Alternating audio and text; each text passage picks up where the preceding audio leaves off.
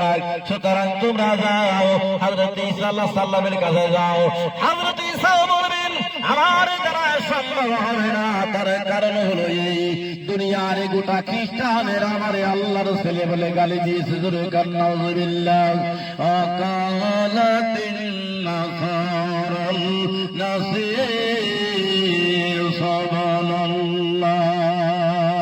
আর আমাকে আল্লাহর পুত্র বলেছি, আমি ওদেরকে বলতে বলি নাই। এই জন্য মহান আল্লাহ রাব্বুল আলামিন আমার সঙ্গে কি ব্যবহার করবে তা আমার জানা নাই। সুতরাং তোমরা যাও হযরত মুসা আলাইহিস সালামের কাছে যাও।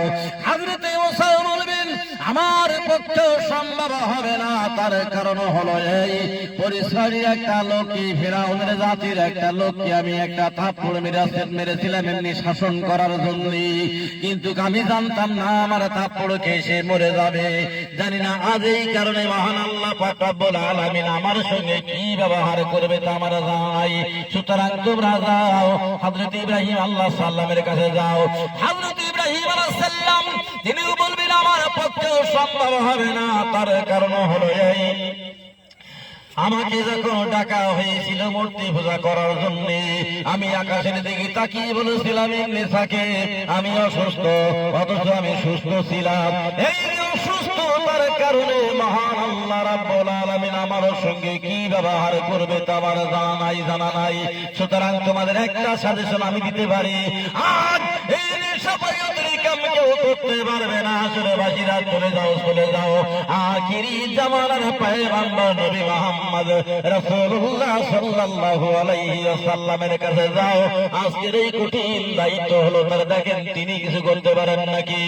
আল্লাহর নবী মাকামে মাহমুদে সিজদায় পড়ে থাকবে, আসরবাসীরা বলবেন ইয়া রাসূলুল্লাহ ইয়া হাবিবাল্লাহ আমরা বড় বিপদে পড়েছি, মুসিবতে পড়েছি, আমাদের জন্য আপনি আল্লাহর দরবারে সুপারিশ করুন।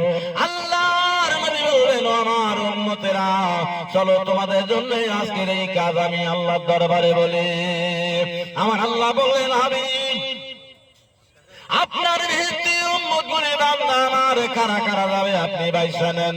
আমাদের আম্মা জান হযরত আয়েশা সিদ্দিকা রাদিয়াল্লাহু তাআলা আনহা হুজুরের কাছে প্রশ্ন করলেন, হুজুর কিয়ামতের দিন লক্ষ লক্ষ কোটি কোটি মানুষ এই ময়দানে হাজির হবে, আপনার ভিত্তি উম্মত গুলি আপনি কেমন করে চিনে নেবেন? আল্লাহর নবীর এই কথা বলার পরে আল্লাহর